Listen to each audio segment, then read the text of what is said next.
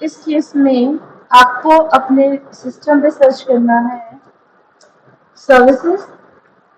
Services को जैसे search करोगे ये ओपन कर देगा आपके सिस्टम की, आपकी पीसी, आपके लैपटॉप की जितनी भी सर्विसेज आपका लैपटॉप आपको दे रहा होगा। उसका मतलब ये होगा कि आपके कंप्यूटर में क्या क्या चीजें ऑलरेडी इंस्टॉल है, क्या क्या सॉफ्टवेयर ऑलरेडी इंस्टॉल है। ठीक है जी। तो मैं सर्विसेज पर जाके किसी भी एक सर्विस के ऊपर क्लिक करूंगी, एम टाइप करूंगी और मुझे माईएसक्यूएल नजर में आ जाएगा। अब मैंने इसको मैनुअल करके रखा था बिकॉज ऑफ सम रीजंस। वो रीजंस ये थे क्योंकि मैंने बहुत सारी चीजें चलानी होती है, तो मुझे यहाँ पे क्या करना पड़ेगा, सर्विस को स्टार्ट करना पड़ेगा और ये मेरा माईएसक्यूएल यहाँ पे स्टार्ट कर देगा। आप यहाँ से किसी भी चीज को, मतलब किसी भी सॉफ्टवेयर जो भी आप इंस्टॉल करा होगा उसकी सर्विस को स्टॉप कर सकते हो। कोई देखो देख पा रहे होगे कुछ डिसेबल मैंने करके रखी हुई है, कुछ ऑलरेडी रनिंग है, कुछ चल रही है अभी। हालांकि मैं इस सॉफ्टवेयर पे हूँ लेकिन पीछे बैकग्राउंड में बड़ी चीजें चल रही हैं, तो आप चाहो तो इसको मैनुअल भी कर सकते हो, जो भी चाहो उसको कर सकते हो। अब जरा दोबारा इसको रिफ्रेश करते हैं, देखो अब रनिंग आ रहा है। ठीक है जी। एंड नेक्स्ट हम अपना चैप्टर लेके चलते हैं।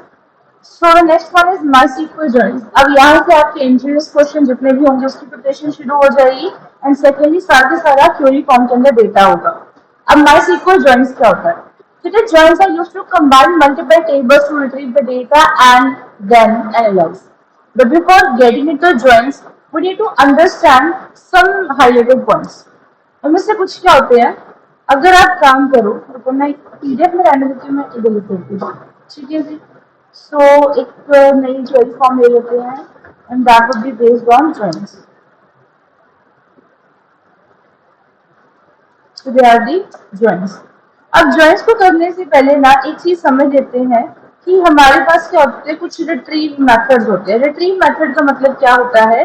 रिट्रीव मेथड का मतलब होता है कि जो भी आपने डेटा सेट या फिर जो रिजल्ट फेच करना है, सिलेक्ट स्टार फ्रॉम जो भी टेबल नेम करते हो, तो वो क्या होते हैं? रिट्रीव मेथड होते हैं। अब हमारे पास कुल मिला के कितने रिट्रीव मेथड होते हैं? तो रिट्रीव मेथड होते हैं तीन तरीके के। One is for selection, second method is known as projection and the third method is known as joins. ठीक है जी। सिलेक्शन मेथड क्या होते हैं? जहां पे आप कुछ ऐसी कमांड को यूज कर सकते हो, select star from table name. तो आप क्या करते हो? आप सिलेक्शन कर रहे हो कि मुझे यहाँ पे क्या करना है, सिलेक्ट करके दो जहां पे भी मेरा टेबल नेम है। या फिर आप यहाँ पे एक कॉलम की लिस्ट भी बता सकते हो कि आपको कौन से कॉलम को ही टच करना है। एक सेकेंड मेथड आपके पास क्या होता है? प्रोजेक्शन। तो प्रोजेक्शन होता है सिलेक्ट स्टार या फिर कॉलम लिस्ट होगी यहाँ पे, कॉलम लिस्ट फ्रॉम जो भी आपके टेबल का नाम होगा, टेबल का नाम। अब यहाँ पे जुड़ जाएगा वेयर कंडीशन। आप प्रोजेक्ट दे रहे हो ना, किसी प्रोजेक्ट प्रोजेक्शन होता है उसको डिस्प्ले करवाना, तो क्या चीज डिस्प्ले करा रहे हो? वेयर, उसके बाद उसकी कंडीशन। सो जहां पे भी कंडीशन जहां पे भी कंडीशन ट्रू होगी उसी रो में से डेटा निकल के आएगा। क्लियर हुआ? सो this is the projection method. और जॉइंस क्या होते हैं? अगर इन दोनों मेथड्स को अगर आप देखो तो लेट मी सी अगर इफ आई हैव समथिंग, अगर मेरे पास यूज डीबीएनबी होगा शायद, मुझे चेक कर लेते मैं कौन सा डेटाबेस हम यूज करते थे, test E. So let's try use test E N B और यहाँ पे इसको करते हैं तो चलेगी ये कमांड। उसके बाद जरा इसके अंदर के शो टेबल्स चेक करते हैं। अभी तक ये सारी कमांड वाली टेक्स्ट पर होनी चाहिए। तो एम्प्लॉय स्टूडेंट E1 टेस्ट 2 शायद हो स्टूडेंट के अंदर कुछ डेटा हो। तो मैं अगर यहाँ पे लिखूँ सिलेक्ट स्टार फ्रॉम स्टूडेंट, तो मुझे कोई डेटा नहीं दिया। देखना पड़ेगा कितने टेबल्स हमारे पास। एम्प्लॉय, लेट्स सी अगर एम्प्लॉय के पास कोई डेटा है तो एम्प्लॉय पे नल है,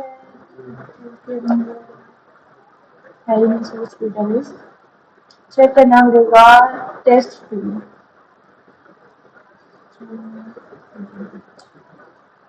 ये भी है,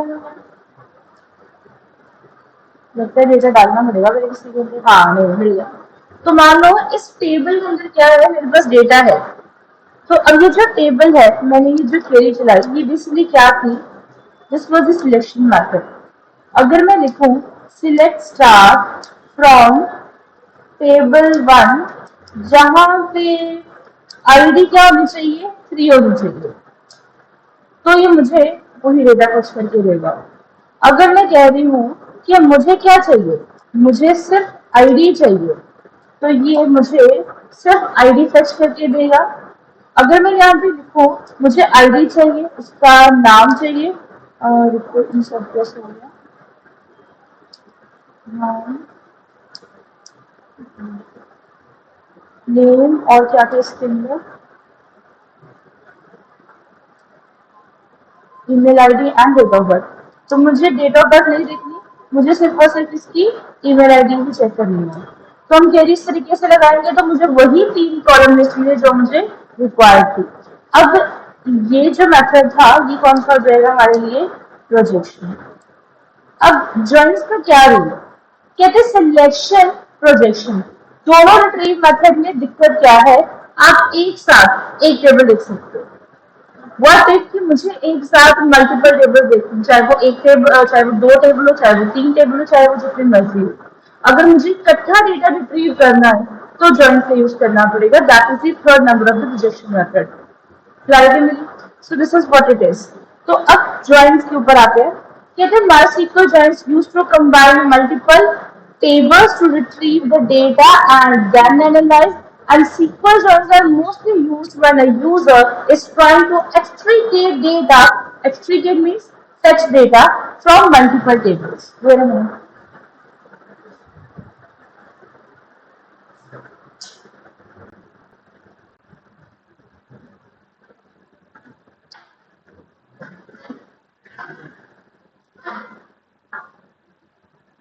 There it is.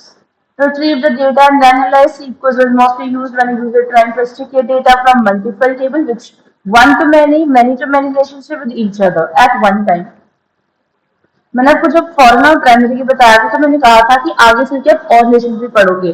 One of them are one to many and many to many relationships, उसको आगे चल के पढ़ोगे। कहते थे join keyword merges 2 or more tables and create a temporary image of the merged table. And according to the conditions provided, it extracts the required data from the image table, and once data is fetched, the temporary image of the merged table is dumped. मैंने किया table ए लिया, table B लिया, दोनों को join करके उसका एक result निकाल दिया। अब वो जो रिजल्ट होगा वो क्या होगा, टेम्परेरी इमेज होगी। जैसे हमने नेक्स्ट क्वेरी चलाई डंप हो जाएगा रिजल्ट। देन कर सकते हो, पर जो रिजल्ट आएगा वो बार बार डंप हो जाएगा। टाइप ऑफ सीक्वल जॉइंस क्या होते हैं, एक होता है इनर जॉइन, एक होता है फुल आउटर जॉइन। और फुल आउटर जॉइन को MySQL वर्कबेंच और ओरेकल और MySQL सर्वर के अंदर इंप्लीमेंट करने के अलग अलग तरीके होते हैं, और मैं आपको तीनों चीजें बताऊंगी।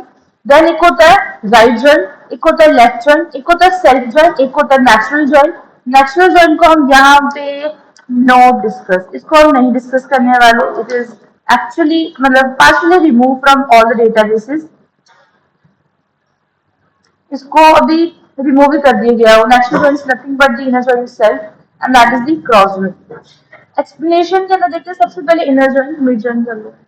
इनर जॉइन के अंदर क्या होता है, कहते हैं this join is used when we want to retrieve the common data from the multiple table. Inner join सिर्फ तब लगाओ जब आपको मल्टीपल टेबल्स के बीच में जो कॉमन डेटा होगा। मान लो मेरे पास एक स्टूडेंट है जिसकी आईडी सेम है, ऑब्वियसली सेम रहेगी एक टेबल के अंदर। अब मुझे उस स्टूडेंट को फेच करना है तीनों टेबल्स के अंदर, तो तीनों के अंदर उसकी आईडी सेम होनी चाहिए, ठीक है। एंड देन कहते हैं MySQL joins inner joins or equal join is the simplest join where all rows from the intended tables are cached together if they meet the stated condition।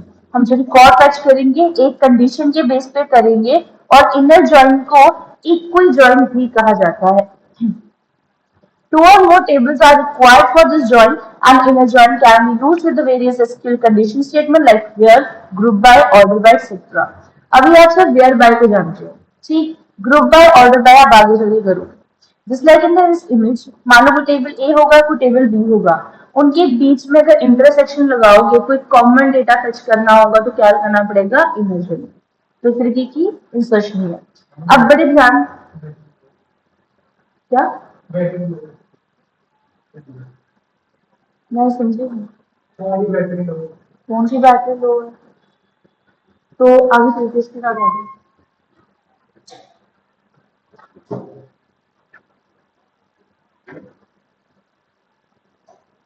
चलो, सो अगर आप यहाँ पे ये दोनों चीजें देख पा रहे हो तो बड़े ध्यान से समझना। ये क्या है, एक सिंटेक्स है, सिर्फ दो टेबल को ज्वाइन करने के लिए। ये मैं करके बताऊंगी। आपने तीन टेबल को ज्वाइन करना है यूजिंग दिस सिंटेक्स। जो जिसको समझ में आएगा वही इंप्लीमेंट कर पाएगा। अगर इतना छोटा सा टास्क नहीं कर पाओगे तो आगे चल के भी कुछ नहीं होगा। तो हमारे पास क्या है, select star from column name table 1 inner join table 2 on join condition। थोड़ा समझते हैं इन चीजों को। So let's go into your workbench और यहाँ पे चलते हैं फाइल के अंदर। तो मेरे पास मुझे मेरे टेबल चाहिए होंगे, कौन सा टेबल है, एक के अंदर तो डेटा ही नहीं है। मैं देखना पड़ेगा मेरे को। एक स्टूडेंट था और शायद एक एम्प्लॉय था, चेक कर लेते हैं। एक एम्प्लॉय था और ये था। तो मैं जरा थोड़ा सा टेबल प्रिपेयर कर लेती हूँ क्योंकि हमें मीनिंगफुल डेटा भी चाहिए। ये भी कुछ नहीं है। लेट्स चेक, अगर मुझे नीचे कोई मैंने टेबल बना के रखा हो जिसको मैं डेटा दी हो। नहीं, शायद नहीं, बनाना पड़ेगा। तो टेबल वन के अंदर डेटा है, hope it's not the repeated data. नहीं, बकरा डेटा है। एक टेस्ट टू भी था शायद।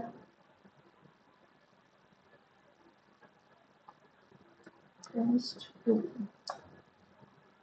आईडी नहीं, इंसर्ट कर लूंगा। Insert into text two. अभी आपने पूरी टेबल्स नहीं बनानी क्योंकि आपके पास ऑलरेडी सारी चीजें बनी बनाई हैं। 4 और 5 वैल्यूज, और एक आई डालनी पड़ेगी, एक नेम डालना पड़ेगा, और एक ईमेल आई डी डालनी पड़ेगी। And second is the age, और एक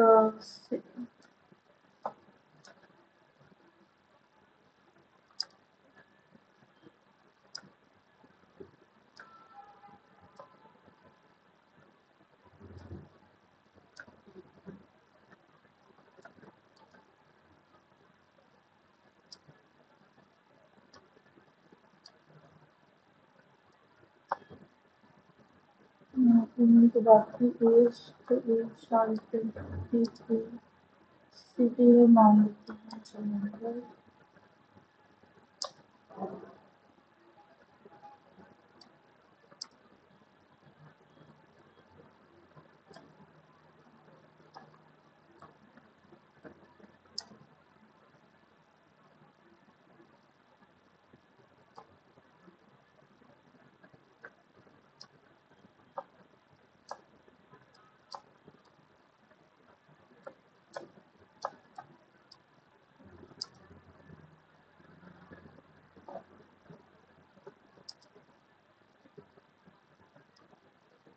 इतने रिपोर्ट बॉटल एक बड़ी भी और डाल दूंगी। कुछ मैंने प्रॉब्लम करी। Constraint test check keys wallet, check मैंने कहाँ पे लगाया, एज के लिए लगाया होगा, 19 डाल देते हैं। चलिए, अब यहाँ पे लिखना पड़ेगा select star from test two. एक ये मेरे पास टेबल है और एक टेबल है मेरे पास सिलेक्ट स्टार फ्रॉम T1 शायद। एक टेस्ट वन है और एक टेस्ट टू है। मुझे करना है इन दोनों को आपस में ज्वाइन करके देखना है। टेस्ट टू वन दिन इसको रीनेम भी कर लेते हैं। टेबल, इसको एम्प्लॉय बना लेते हैं। टेबल EMP ऑलरेडी एग्जिस्ट, ठीक। और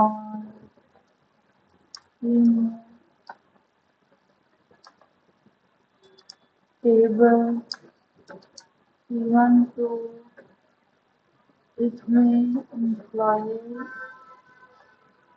इसमें डिपार्टमेंट डाल देते हैं। चलो, अब मैंने इसको रीनेम भी कर दिया, तो मेरे पास एक एम्प्लॉय टेबल हो गया और एक डिपार्टमेंट टेबल हो गया। Now let's check this. So मुझे क्या करना है, मुझे पहले सिलेक्ट करना पड़ेगा स्टार फ्रॉम। फ्रॉम किसके अंदर, पहले एम्प्लॉय लिख देते हैं, टेबल नंबर वन, उसके बीच में क्या लगाना है, ज्वाइन, उसके बाद क्या लिखना है, टेबल नंबर टू।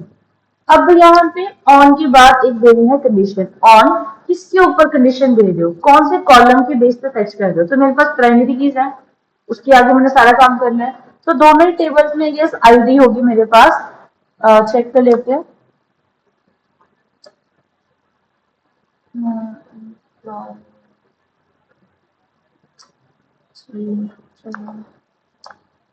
एम्प्लॉय, और यहाँ पे क्योंकि फैच करने से पहले मुझे देखना पड़ेगा कि मेरे पास कौन से कॉलम्स है। तो इसके अंदर भी आईडी है और इसके अंदर भी, दोनों सेम आईडीज होंगी। अब उसको पता नहीं चलेगा कि आईडी कौन से फैच कर रहे हो। फॉर एग्जाम्पल, अगर मैं लिखूं ID is equals to ID, ये कैसे बन गया। इक्वी जॉइन मतलब होता है एक ऐसा जॉइन जिसकी कंडीशन पे आप इज इक्वल्स टू को यूज करो, तो वो इक्वल जॉइन होता है।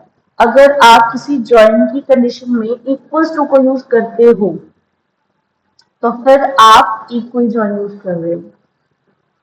ठीक, मतलब आप इक्वालिटी दे रहे हो कि इस टेबल की आईडी दूसरे टेबल की आईडी के इक्वल है। अब मैं इसको समझाऊंगी पूरा, बट लेकिन सिर्फ यहाँ पे फेच करके देखो तो तुम्हें एक एरर मिलेगा। कहता है column ID in on clause is ambiguous.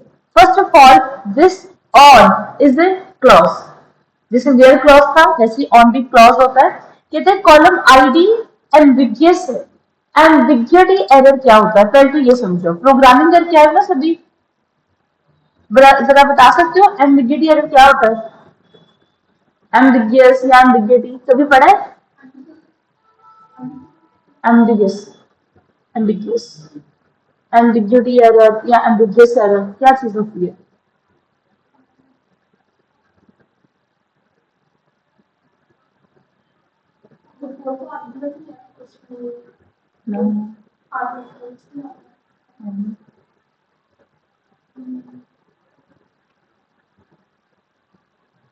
तुम्हारे अकॉर्डिंग क्या इस लाइन पे कोई एरर आ सकता है।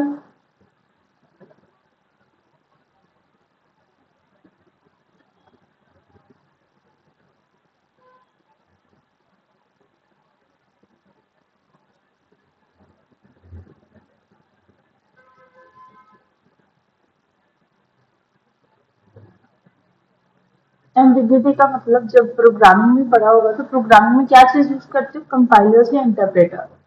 सॉफ्टवेयर होते हैं ना, ये टूल होते हैं जो हाई लेवल को लो लेवल में ट्रांसफर करते हैं।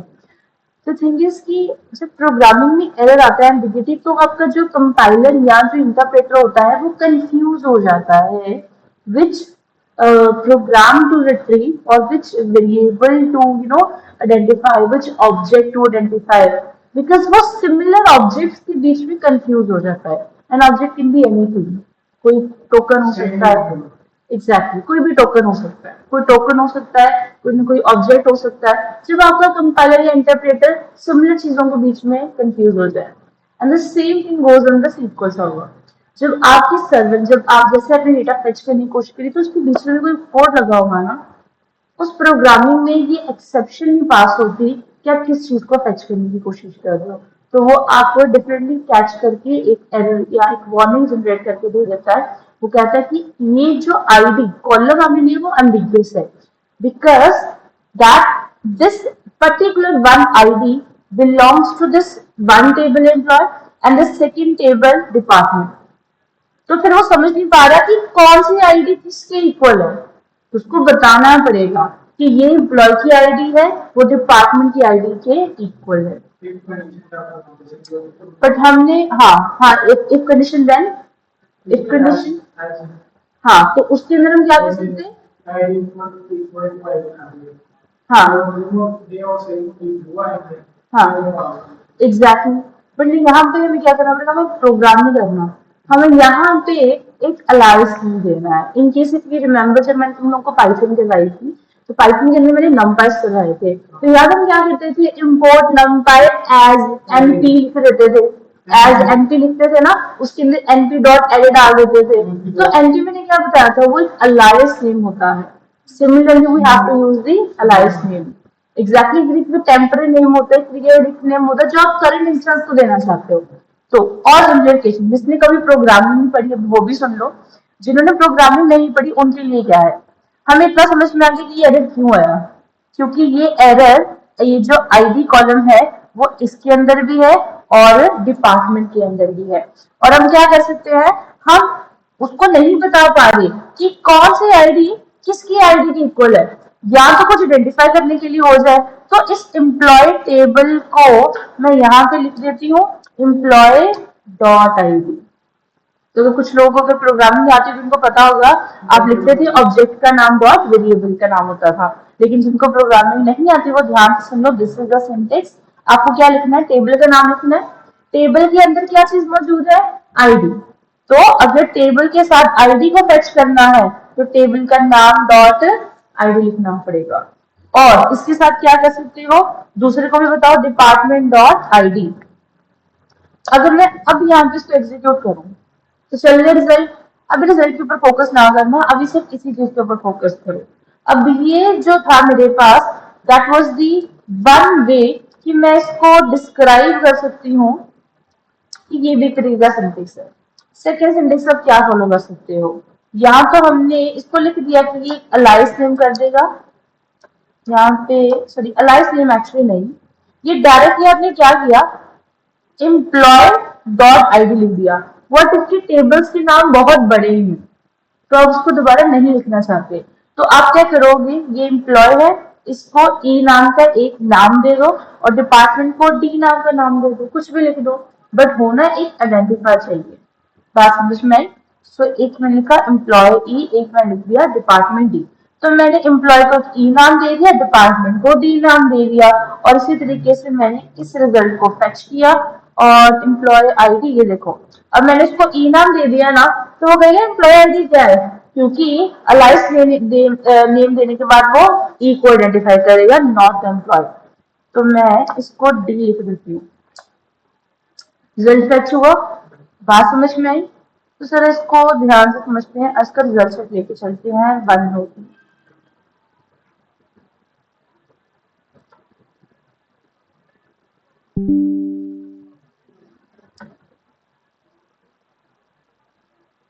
ठीक है, सिलेक्ट स्टार फ्रॉम एम्प्लॉय। तो एम्प्लॉय का जितना रिजल्ट था वो मुझे मिला, ज्वाइन डिपार्टमेंट डी एंड यहाँ से लेके यहाँ तक का टेबल। तो यही सिलेक्ट स्टार की कमांड इस वाले टेबल पे भी लगेगी, और ज्वाइन बीच में लगा है, ज्वाइन लिखो या साथ में इनर ज्वाइन लिख दो, वो आपकी मर्जी। अकेला ज्वाइन लिखोगे तब भी उसने बाय डिफॉल्ट इनर ज्वाइन ही पिक करना है। तो इनर ज्वाइन से क्या निकलता है, कॉमन डेटा निकलता है, ID on employee ID is equal to department dot ID. मैं कह रही हूँ कि ये जो टेबल की आईडी है वो इस टेबल की आईडी के ही इक्वल होनी चाहिए। ये अगर इसके अंदर 1 2 3 रिकॉर्ड है तो इसके अंदर भी होना चाहिए, और जो होगा उसी का डेटा क्या होगा, यहाँ पे फेच होके मिलेगा। अगर आप इसका रिकॉर्ड कलर कलर निकाल के देखो, मैं एम्प्लॉय का निकाल के देखी, उसके अंदर 1 2 3 रिकॉर्ड है, डिपार्टमेंट के अंदर निकाल के देखो तो उसके अंदर 4 रिकॉर्ड है। तो जो फोर्थ रो थी वो तो दोनों टेबल्स के बीच में कॉमन नहीं थी और वो फेच नहीं थी। क्या हमें इस चीज की क्लैरिटी मिली, कोई डाउट इसके अंदर, क्या डाउट?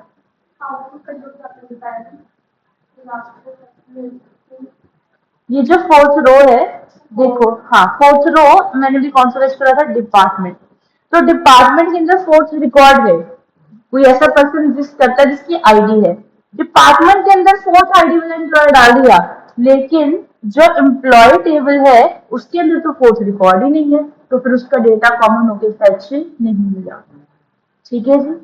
तो हमेशा ज्वाइन ऐसे टेबल्स करो जिसका डेटा कॉमन बेस है, वरना रिजल्ट शीट गलत हो जाएगा। अब यहाँ पे मेरी रिपोर्ट नहीं जनरेट हुई, अब आपने जो भी जनरेट करना, देखो मैंने मुझे इतना करने की जरूरत नहीं, मैं कोई भी आपको टेस्ट वन टेस्ट टू नाम का टेबल बना के दिखा सकती थी। पर लेकिन मुझे अगर मैं जब रिट्रीव कर रही हूँ ना, तो ये जो रिजल्ट सेट आ रहे हैं ना, ये वाला, ये रिपोर्ट है। कंपनीज में काम करोगे तो ये रिपोर्ट आपको अपने सुपरवाइजर को सेंड करनी पड़ेगी। ठीक है जी। सो हमने अब जितने टेबल्स हमने बनाए हैं, आपको सारी प्रैक्टिस है उस चीजों की। अब आप जो भी मुझे रिकॉर्ड टच करके बताओगे, आप मुझे बताओगे कि उस डेटा में से क्या निकल के आ रहा है। हर चीज की एक रिपोर्ट जनरेट होनी चाहिए। सिर्फ रिकॉर्ड फैच नहीं करना आना चाहिए, एक मीनिंगफुल डेटा निकालना चाहिए। क्लैरिटी मिली? हाँ बिल्कुल। नहीं नहीं, रिपोर्ट जनरेट करनी पड़ती है। Actually this is your report, जो डेटा फैच निकल करके आया है ना, यही आपकी रिपोर्ट है। अब आपको इसको टेक्स्ट फॉर्मेट में या प्रेजेंटेशन फॉर्म में और एम्पलीफाई करना पड़ता है। हम इतना काम नहीं करेंगे, मैं आपको वर्ड का कोई काम नहीं दूंगी, प्रेजेंटेशन एंड ऑल कंपनी में ये सारी चीजें करनी पड़ती हैं। आपको बैकएंड की एक जॉब असाइन हुई है, अब सारा बैकएंड आप ही जाने। तो क्या रिपोर्ट जनरेट हुई है, कैसे डेटा फैच होगा, कैसे स्टोर हो रहा है, वो आपकी सिरदर्दी है। और अगर कोई प्रॉब्लम आती है तो आपको इंजीनियर या अपने मैनेजर को दिखा के वो सारी चीजें देनी पड़ती है, that this is the problem that we are facing in our company. Clarity मिली? हमें जो भी देखना है कंपनी परस्पेक्टिव से देखना है, स्कूल कॉलेज के लेवल पे नहीं देखना। सो इतना लॉजिक हमें मिला, और अब मेरे पास हो गया लेफ्ट जॉइन। सो एक बार लेफ्ट जॉइन के अंदर भी चेक कर लेते हैं क्या होता है। ये मिला। कहते हैं लेफ्ट जॉइन के अंदर क्या होगा, एक लेफ्ट टेबल होगा, उसका सारा डेटा शो होगा, और दूसरे टेबल के बीच में जो कॉमन डेटा होगा सिर्फ वही शो होगा। ठीक है जी। सो करके देखते हैं इसको। मैं इसी को यूज करूंगी, मैं इसको दिया कॉपी, और मैं लिख भी देती हूँ कि inner join.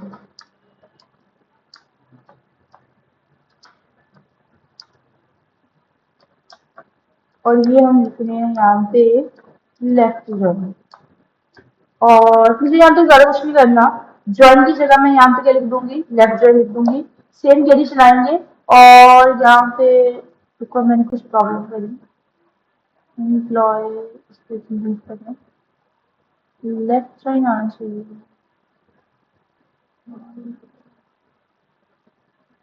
Something is happening,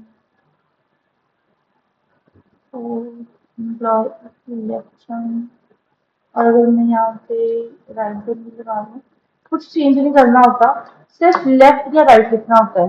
हाँ, राइट चला गया, लेफ्ट नहीं चला था, ये मैंने ठीक से चेक नहीं करा।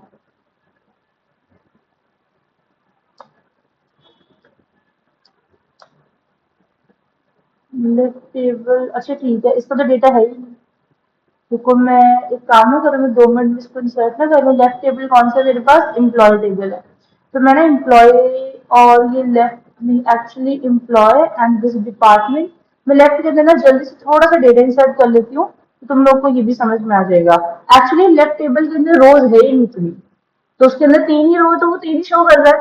तो मैं उसके अंदर क्या करूंगी, मैं ना जल्दी से उसके अंदर डेटा इंसर्ट कर लेती हूँ। तो वैल्यूज मुझे दो और वैल्यूज चाहिए होंगी। तो एक मुझे मिलेगी आईडी, और एक मुझे मिलना चाहिए उसका सी तक के रिकॉर्ड डाल के, now that would be D record. और एक मुझे चाहिए D@, gmail.com। और मुझे चाहिए एज, तो एज मैंने डाल दी 45। और एक मुझे चाहिए सिटी, तो सिटी इज अगेन था। ठीक है जी। फिर मैंने, अच्छा आईडी फिर मेरी वॉलेट होगी, तो उसको मैं रिकॉर्ड 4 कर देती हूँ, बिकॉज फिर मैं प्राइमरी की रिपीट करूंगी। तो एक मुझे चाहिए सबसे रिकॉर्ड, और ई यहाँ पे, एंड E@, hotmail.com। और यहाँ पे मुझे चाहिए होगी इसकी एज 23, और यहाँ पे मुझे इसकी एज, सिटी चाहिए, माने रहेगी पुणे। अब मैंने किया एग्जीक्यूट, टेबल टेस्ट एनवी टेस्ट 2। ओके, नाम चेंज किया था, तो अब ये क्या एग्जिस्ट करता है, एम्प्लॉय। अब रिकॉर्डिंग स्टार्ट हो गया। अब इसको फेच करके देखते हैं। अब रहा ना रिकॉर्ड, पहले रिकॉर्ड से 3 तक था, तो इसलिए वो मुझे फेच नहीं करके दे रहा था। अब जैसे मैंने रिकॉर्ड थोड़ा और उसके अंदर डाल दिया, तो अब मुझे सारी रो फेच करके देगा। क्या?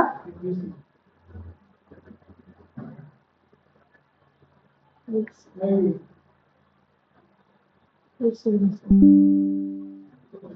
इसका पूरा स्क्रीनशॉट लेके चलते हैं। क्या पूछ रहे हो?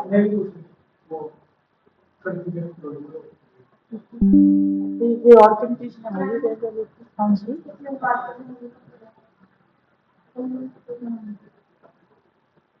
जल्दी वेट करो, जल्दी करिए, बस 2 मिनट वेट कर लेते हैं।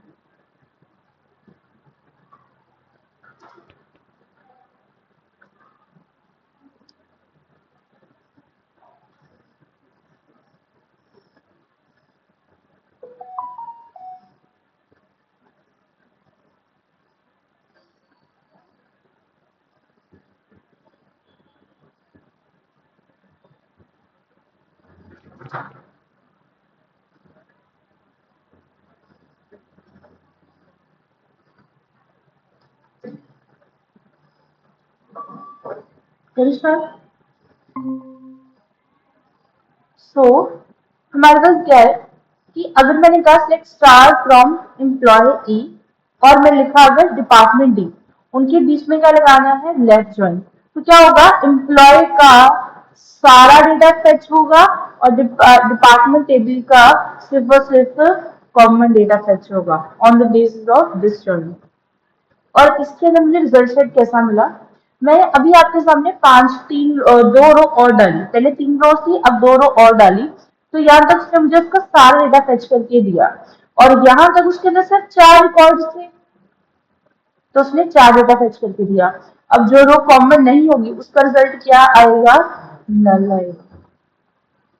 क्लैरिटी मिली? अब ऐसा नहीं सोचते कि यहाँ पे वैसा कुछ भी नहीं दे के देगा, यहाँ पे वो नल ही बताएगा क्योंकि वो रो मैच नहीं होगी। अगर इसके अंदर जो है, इसके अंदर कितने रिकॉर्ड थे? 4 तक के रिकॉर्ड थे, तो 4 तक टच हुए, वरना नहीं टच हुए। नहीं, ऐसे कुछ नहीं है। जॉइंट्स के अंदर देयर इज नो पेरेंट और child, there just 2 separate tables and you have to combine to check the records. Clarity मिली? So this is what the left one is. अगर मैं इसी को यहाँ पे कॉपी करूं और मैं यहाँ पे लिख दूं राइट ज्वाइन, तो राइट टेबल का सारा डेटा शो होके मिलेगा, लेकिन लेफ्ट टेबल का सिर्फ और सिर्फ कॉमन डेटा। और एक बार इसको चेक कर लेते हैं। डिपार्टमेंट डी और इसके बस 4 रिकॉर्ड है, इसके बाद कॉमन लेफ्ट मैंने गेम लगा दिया, मुझे लिखना था राइट। यहाँ पे थोड़ा ज्यादा होगा।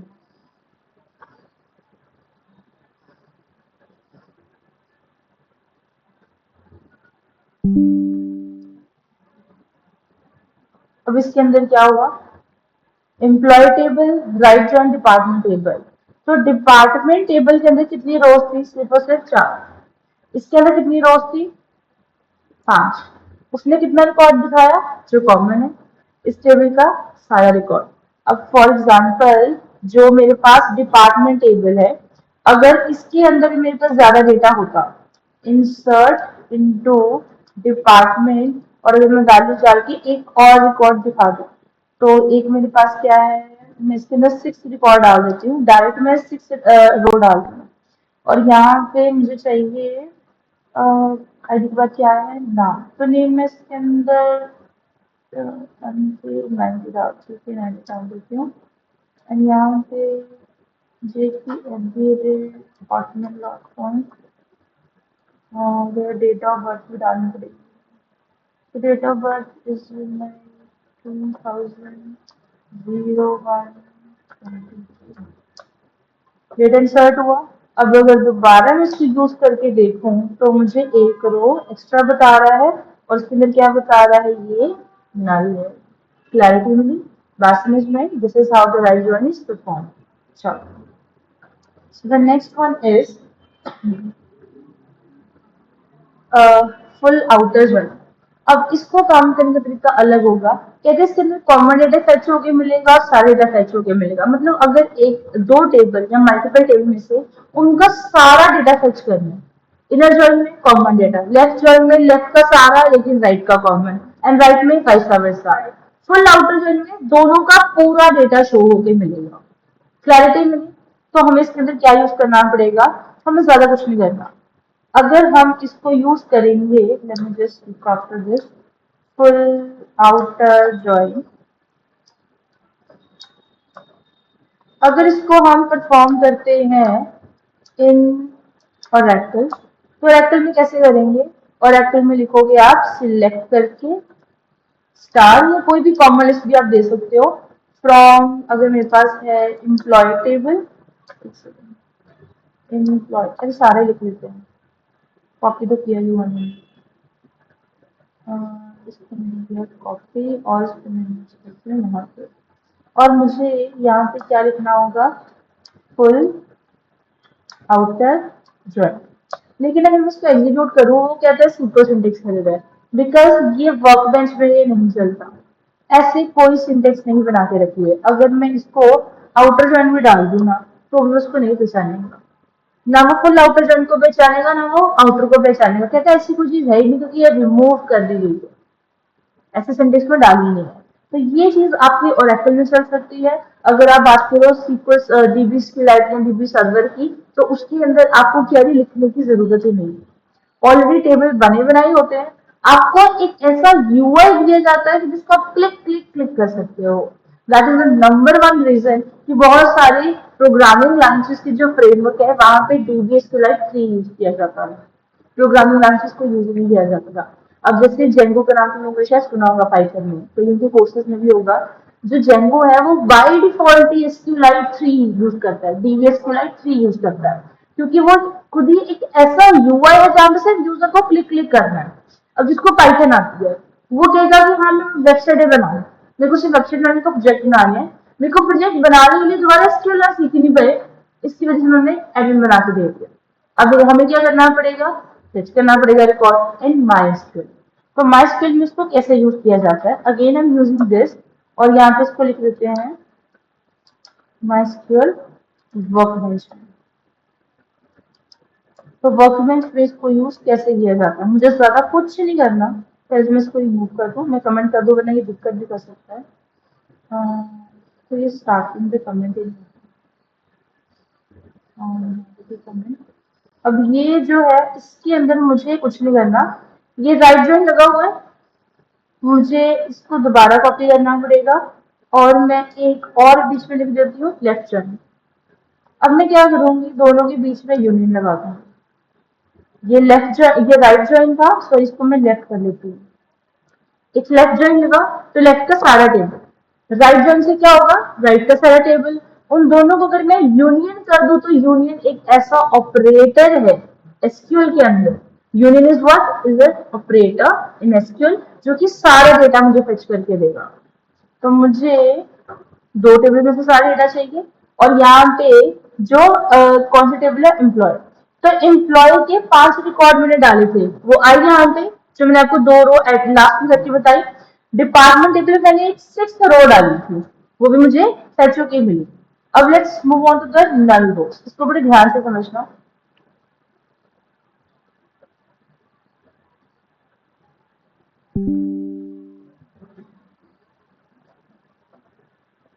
ठीक है, तो यहाँ से मेरा लेफ्ट जॉइन, यहाँ से मेरा राइट जॉइन, तो यहाँ से लेके यहाँ तक का लेफ्ट टेबल और यहाँ से यहाँ तक का राइट टेबल, उनके बीच में जब यूनियन करा तो उसने दो टेबल को क्या कर दिया, ज्वाइन कर दिया, कंबाइन कर दिया टू शो दिया all the data.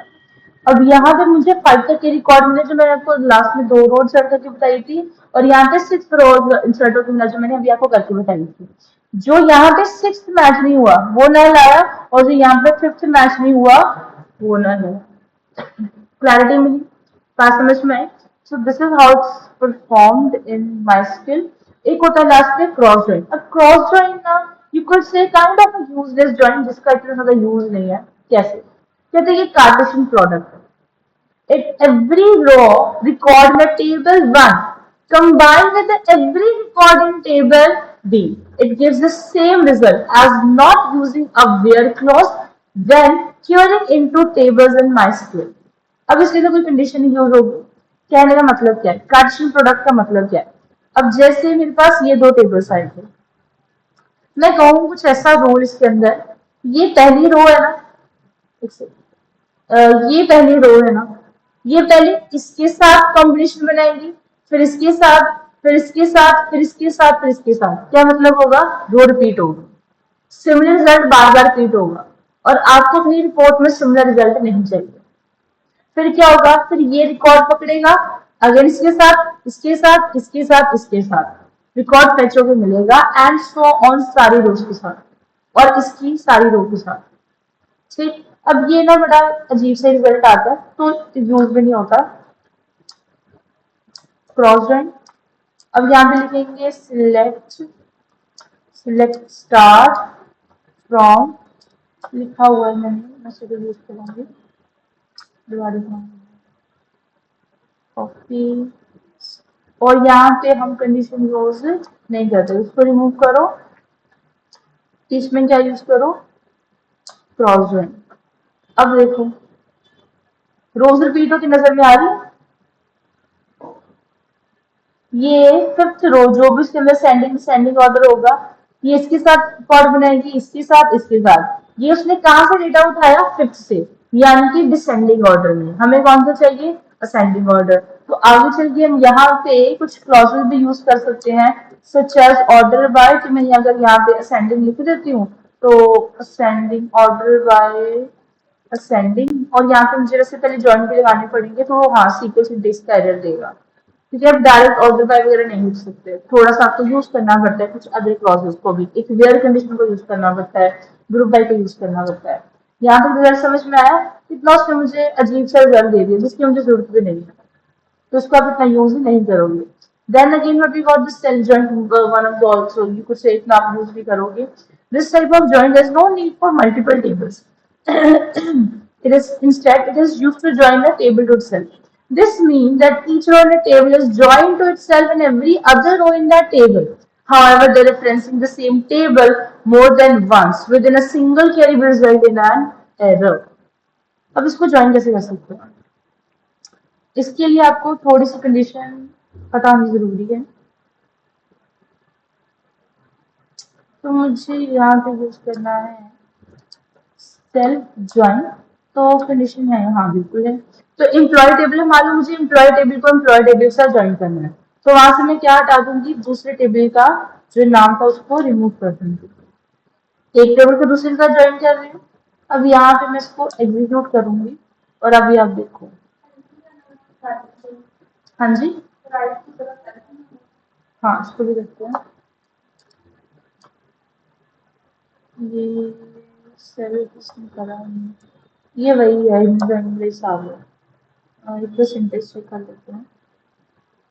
Table two as the last name, और वही है, ज्वाइन ही लगना है बीच में। Last name table one, so hence got the result. Join लिखना होता है इसके अंदर, सेल्फ नाम का कोई कीवर्ड नहीं होता, सो वही है। ठीक, there is no such keyword. Employee table fifth तक की रिकॉर्ड है, उसने क्या किया? फिफ्थ तक को ज्वाइन कर दिया। यही टेबल इधर रिपीट हुआ लेफ्ट हैंड साइड पे, यही टेबल इधर रिपीट हुआ राइट हैंड साइड पे, तो कोई डेटा निकल के आया इसका? इससे बेटर क्या कर सकते थे? क्या ऑप्शन था? सिलेक्ट कर लेते थे स्टार फ्रॉम एम्प्लॉय टेबल। याद रखो, अब बड़े ध्यान से समझना, मैंने इस क्वेरी को एग्जीक्यूट किया, तो जब मैंने इसको एग्जीक्यूट किया ना, तो वो मुझे ना यहाँ पे टाइमिंग शो करते, कहते इतना टाइम लगा। अगर मैंने इस क्वेरी को यूज किया, कहता इतना टाइम लगता है। अभी मेरे में वो ज्यादा फर्क नहीं बता रहा। अगर आप एकदम नए सॉफ्टवेयर को यूज कर लो, क्योंकि मेरा तो ऑलरेडी स्पॉइल है, अगर आप एकदम नई चीजों को सॉफ्टवेयर को यूज करो, आपको समझ में आएगा कि छोटी सी क्वेरी बड़ी क्वेरी को सॉल्व करने में आपको सर्वर टाइम लगेगा, रिकॉर्ड फेच करने में टाइम लगेगा। क्लैरिटी मिली? क्योंकि अगर उसको सिर्फ एम्प्लॉय से क्या करना है? फेच करना है, तो वो डायरेक्ट फेच करके देगा सारे कॉलम्स। अगर उसको ज्वाइन करना है, तो वो देखेगा ये टेबल है, उसको कंडीशन बेस पे ये करना है, फिर सेकंड रो को देखेगा, इसको फेच करना है, थर्ड रो को इसके साथ मैच करेगा, फोर्थ को इसके साथ, फिफ्थ को इसके साथ। This is how it implements. अब तुम लोगों का काम क्या है? सारे जॉइंट्स हमने आज खत्म कर लिए। तुम लोगों का काम सिर्फ इतना है कि ये जितने जॉइंट्स मैंने दिए थे, specially the inner, the outer and the left and right, इन चारों को तुमने 3 टेबल के साथ इम्प्लीमेंट करना है। हो जाएगा आज ही, इसको आज ही खत्म करना है, ठीक है। फिर कल से मैं इसके बाकी क्वेश्चन देने शुरू करूँ। हाँ